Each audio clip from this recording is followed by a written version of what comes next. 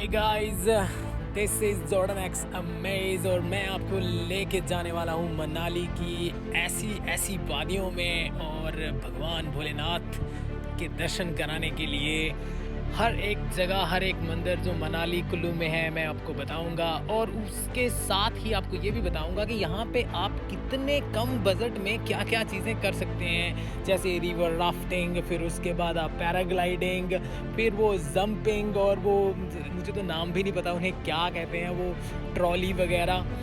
आप देख सकते हैं रोड इतने सही हो गए हैं यहाँ के कि मतलब मनाली के आगे तो एकदम मक्खन है। हाँ यार, ये ग्लाइडर है, इसके ऊपर आप 3000 में आप इस पे उड़ सकते हैं, ओनली 3000 में, और 3000 पर हेड है। सॉरी, यहाँ कॉस्टली है ये, मतलब ना ही करें तो बेटर है।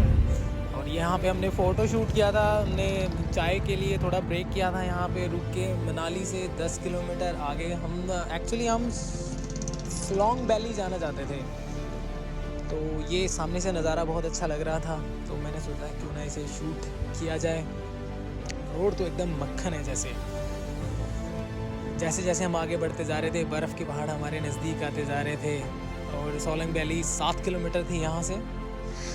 और रोड जैसा आप देख सकते हैं, रोड एकदम सही है। इन दोनों में आप आएंगे तो पूरा मज़ा ले पाएंगे इन पहाड़ों का। तो हमें ऐसे लग रहा था देखने में जैसे कि बहुत दूर है लेकिन पहाड़, लेकिन ये जस्ट ये हमारे विक्की जी और ये मैं आपका होस्ट। और ब्रांड न्यू i20 के साथ हम गए थे। i20 का स्पोर्ट्स वेरिएंट है ये, तो मतलब मज़ा आ गया था इसमें। Full awesome. आने के बाद ही मुझे सर्विस करानी पड़ी 1000 किलोमीटर के बाद, फर्स्ट सर्विस के लिए कह दिया। और ये हमारी फैमिली, हम साथ में गए थे।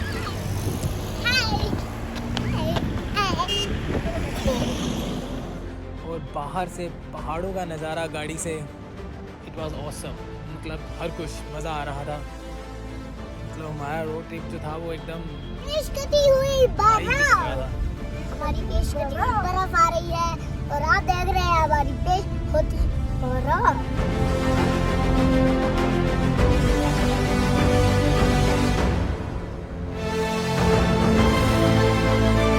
तो हम पहुंच गए हैं सोलोंग वैली में, और ये कनिका जी और हमारी प्यारी गुड़िया रूही जो यहाँ पे पूरा एंजॉय कर रहे हैं। और ये हमारी एक रेस लगी थी जिसके हमारे विनर थे हमारे साधु साहब, और विक्की जी हार गए थे।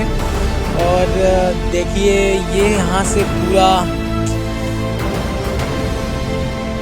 नज़ारा।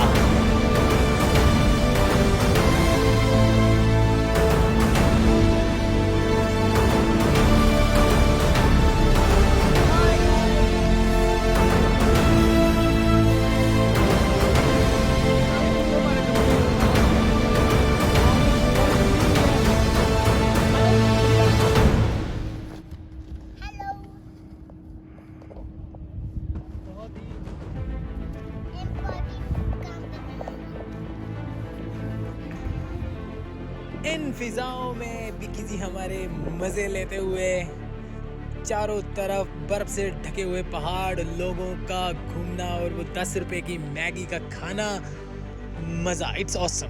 सच में यहाँ पे आप ज़रूर आओ।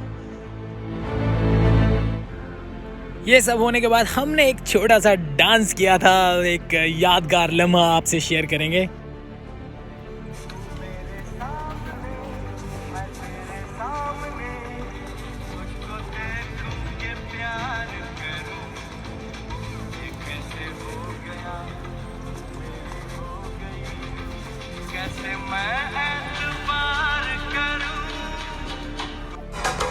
कैसे हो गया तू मेरी हो गई।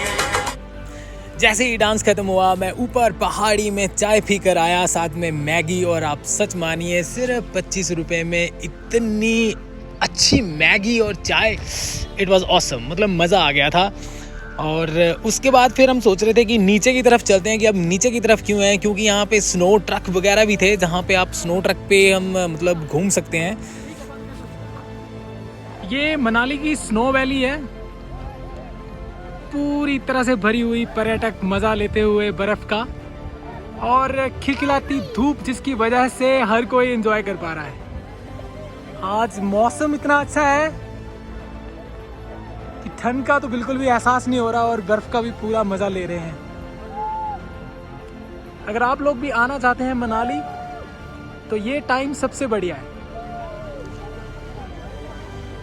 तो फिर इसके बाद हम उड़ चले वादियों में एक ट्रॉली में बैठ के, जिसकी आपको मैं प्राइस बता दूंगा जो आपके बजट में होगी। और आप अगर यहाँ आते हो तो इस ट्रॉली में ज़रूर बैठें। ये 700 रुपये लेते हैं पर हेड के।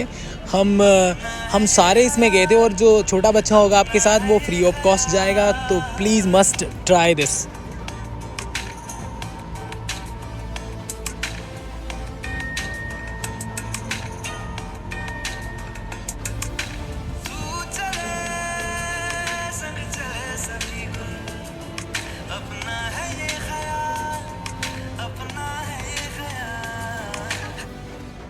और फिर उसके बाद आपको पता है हम इंडियंस के पास काफ़ी जुगाड़ होते हैं और ये जुगाड़ का एंजॉय आप सच मानिए, इस जुगाड़ के एंजॉय में जो मज़ा आया आप सोच भी नहीं सकते। रूही ने भी बहुत ज़्यादा एंजॉय किया। जस्ट हमने एक आदमी ने स्लाइड किया, स्लाइड कर करके हमने ये स्लाइडर बनाया और अब हम इसमें मज़े कर रहे हैं सारे के सारे। हर किसी ने ये ट्राई किया, बहुत बढ़िया है। आप भी कहीं जाते हो तो एक मतलब जो हेल्दी आदमी होगा पहले उससे करवा के आप एक ट्रैक बनाइए और उसके बाद फिर हमारे जैसे ऐसे ही एंजॉय कीजिए। ये फ्री ऑफ कॉस्ट है, आपके बजट को ध्यान में रखते हुए सेल्फ मेड ट्रैक। और फिर लास्ट एंड नॉट लीस्ट आती है पैराग्लाइडिंग। और ये पैराग्लाइडिंग आप कर सकते हैं मात्र 2500 रुपये में ऑन रिस्क। जो कोई पेशेंट्स हैं वो ना ट्राई करें। और उसके बाद फिर हम वापस नीचे उतरे ट्रॉली से नीचे उतरे। काफ़ी हाइट पे ले जाती है आपको ट्रॉली। वहाँ पे काफ़ी अच्छी स्नोफॉल हो रखी होती है, काफ़ी अच्छे से एंजॉय कर सकते हैं। 2-3 घंटे वहाँ पे आप आराम से एंजॉय कर सकते हैं। मतलब आप अगर सुबह मनाली पहुँचते हैं तो 2-3 घंटे यहाँ के ले लीजिए। नीचे आप ट्रक्स चला लीजिए। यहाँ देखो बेटा, देखो तो। और ये पैराग्लाइडर्स की लैंडिंग वाली जगह है, यहाँ पे आप लैंड्स कर सकते हैं। और ये सबसे खतरनाक है भाई, सच में सबसे खतरनाक और सबसे सस्ता भाई। 100 रुपये के अंदर एक टायर की ट्यूब के ऊपर से आपको कम से कम 25 फीट के ऊपर से एक निर्दयी आदमी धक्का दे देता है जो कि जान निकाल लेता है भाई। ये बहुत ही ये स्लोमो है जिसमें बिक्की मतलब पूरा रिएक्शन जो आप नोट कर पा रहे हैं। और ये मैं और कनिका दोनों साथ में, कनिका की पूरी कोशिश थी मुझे नीचे गिराने की। अब हम पहुंच गए हैं गुरु वशिष्ठ जी के टेंपल में। ये गुरु वशिष्ठ टेंपल जो है वो कुल्लू में है। और ये पूरा का पूरा मंदिर लकड़ी का बना हुआ है, लकड़ी की पूरी नक्काशी। और लकड़ी से बने हुए इस मंदिर को देखने के बाद इतनी शांति और इतना सुकून मिलता है, आप यहाँ आएंगे तो खुद महसूस कर लेंगे। यहाँ पे ये लकड़ी की बनी हुई झालर देखिए कितनी सुंदर लग रही है। और इसके बाद जब हम इसके मंदिर के जस्ट जैसे सामने जैसे साक्षात दर्शन के लिए पहुँचे तो गुरु वशिष्ठ जी की वहाँ पे मूर्ति है। और उसके बाद ये छत के ऊपर लकड़ी की इतनी खूबसूरत नक्काशी, और आप सब देख ही रहे हैं कितना सुंदर ये लग रहा है। और गुरु वशिष्ठ टेंपल के बाद फिर हमने सोचा कि हम चलते हैं सीधा, आपको ले चलते हैं हमारे बिजली महादेव भोले शंकर जी के मंदिर की तरफ। यहाँ पे हम पहुँचे हैं एक घर में, और घर में हमने अपनी गाड़ी को पार्क किया। पार्क करने के बाद हम जा रहे हैं सारे के सारे ट्रैकिंग पे। और ट्रैकिंग शुरू होने से पहले हमारी रूही को चाहिए पानी। ट्रैकिंग बाद में होती रहेगी। फाइनली हमने इन पहाड़ों पे चढ़ना शुरू कर दिया। सारे के सारे हम पूरे फैमिली मेम्बर्स ऊपर चढ़ रहे थे। सबसे पहले ये हमारे बिक्की जी बिल्कुल भी मतलब ट्रैकिंग हो चाहे मतलब रैंप वॉक हो, कहीं पे भी इनका एटीट्यूड इनके साथ और स्टाइल आइकॉन बिक्की जी। और इन पहाड़ियों के ऊपर घूमने का इतना मज़ा आ रहा था ट्रैकिंग का कि आप पूछिए ही मत। बिक्की फुल एंजॉय कर रहा था। साथ ही में जब इन चील के बड़े बड़े पेड़ों के बीच से जब आप निकलते हैं और आपके कानों के बीच से आवाज़ एकदम हवा जैसे चीरती हुई निकल जाती है, एक अलग ही फीलिंग देती है। अगर आप मनाली आएँ, कुल्लू की तरफ आएँ तो बिजली महादेव जाने के लिए जो ट्रैकिंग है ये ज़रूर करें। अगर आप ट्रैकिंग पसंद करते हैं तो आप ज़रूर इस चीज़ को एंजॉय करेंगे। मुझे तो सच में बहुत मज़ा आया है, क्योंकि इस ट्रैकिंग में आप देख ही रहे हैं कोई रोड नहीं है, एक जस्ट छोटा सा ट्रैक है जिसके ऊपर से आपने चढ़ना है और काफ़ी ऊंचाई पे जाना है आपको। कम से कम ये 1.5-2 घंटे का सफ़र है जो हमने तय किया है हम सभी ने, और इसमें हम सब थे। अब आप खुद सोच सकते हैं कि कितना बढ़िया नज़ारा यहाँ से देखने को मिल रहा था। और ये मैं और कनिका और रूही एक ऊपर एक सपाट सी जगह आती है, आधा घंटा पौना घंटा चलने के बाद वहाँ पे ऊपर की तरफ आते हुए यहाँ पे स्नोफॉल हुई थी। तो अभी धूप की वजह से वो सारी की सारी वो पिघल गई थी, मेल्ट हो गई थी। लेकिन आप जब ऊपर जाओगे तो वहाँ पे थोड़ी सी स्नोफॉल आपको देखने को ज़रूर मिल जाएगी, क्योंकि ये जस्ट फ्रंट ऑफ सन है कि सूरज की पूरी रोशनी और गर्माहट वहाँ पे गिरती है, जिसकी वजह से जो मेल्ट है वो हो जाती है पूरी की पूरी बर्फ़। और ये सामने से आते हुए बिक्की जी और शिल्पा जी, इन्होंने बहुत स्ट्रगल किया है ऊपर आने के लिए। और जब आप आओगे पूरे परिवार के साथ, अपने दोस्तों के साथ, तो यहाँ पे आप ट्रैकिंग के बहाने आप कुदरत के पूरे नज़ारे जो है वो जी सकते हैं।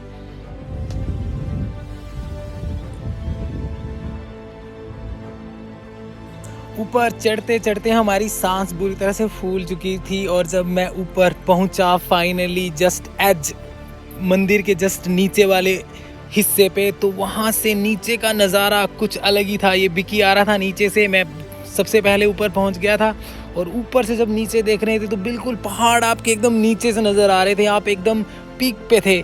और यहाँ पे खड़े होने का मतलब एक अलग ही लेवल था और अलग ही फील थी। और जब आप यहाँ पहुँचते हैं और जब नीचे देखते हैं तो ऐसे लगता है कि पूरी की पूरी दुनिया आपके एकदम आँखों के नीचे है और आप एकदम हाइट पे। और इस तरह से जब मैं मंदिर की तरफ उल्टी तरफ से हम नीचे की तरफ से जा रहे थे, जैसे मैंने वहाँ पे देखा तो भगवान भोलेनाथ जी का त्रिशूल वहाँ पे गड़ा था, एक बहुत बड़ा त्रिशूल। और दूसरी तरफ थे कैलाश पर्वत, बर्फ़ से ढके हुए कैलाश पर्वत। और सामने की तरफ जब मैं मंदिर के सामने से आया तो सामने से मंदिर कुछ इस तरह से दिखता है।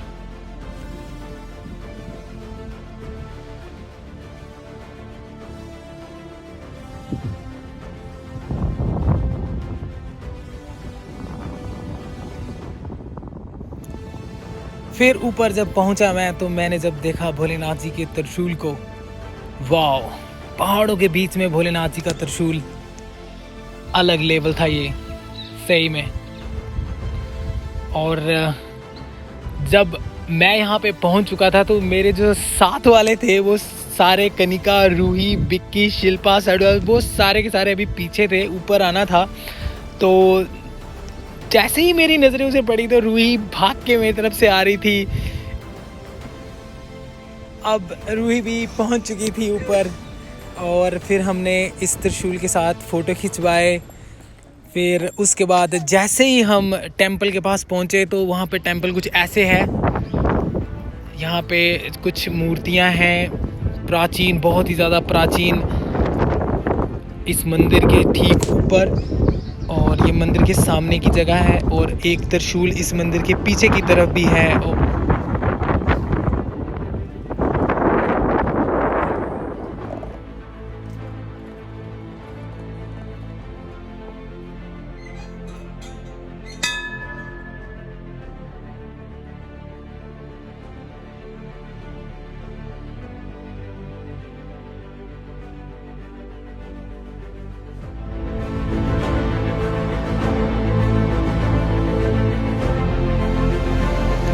अब हम पहुंच जाते हैं मणिकर्ण मंदिर के बिल्कुल बाहर।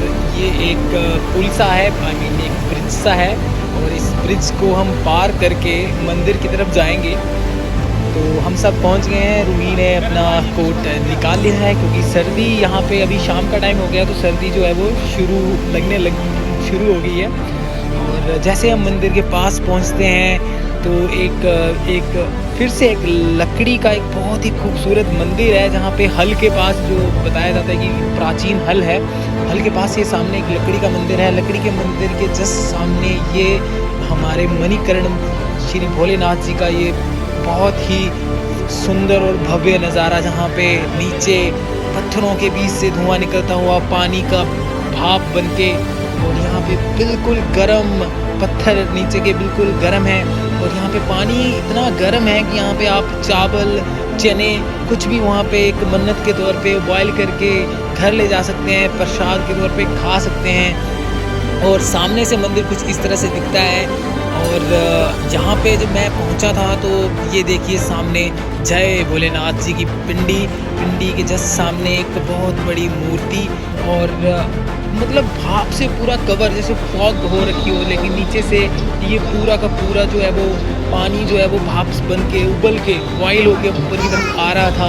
और एक अलग ही लेवल की ये जगह है, यहाँ पे आके एक अलग सी आपको फीलिंग सी आएगी, क्योंकि पानी एकदम कैसे गर्म हो रहा है नीचे से। लोग यहाँ पे मतलब पानियों में अपने ये अनाज को उबाल के बनाते हैं, खाते हैं, और ये कुदरत का एक नज़ारा है जो कि हमें ज़रूर एक बार देखना चाहिए जाकर।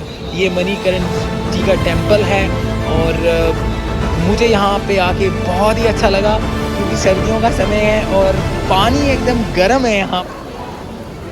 मंदिर के साथ में ये भाप निकलती हुई, और यहाँ पे लोग श्रद्धा के अनुसार यहाँ पे अपने कॉइन्स डालते हुए, और यहाँ से मंदिर का एक भव्य दर्शन।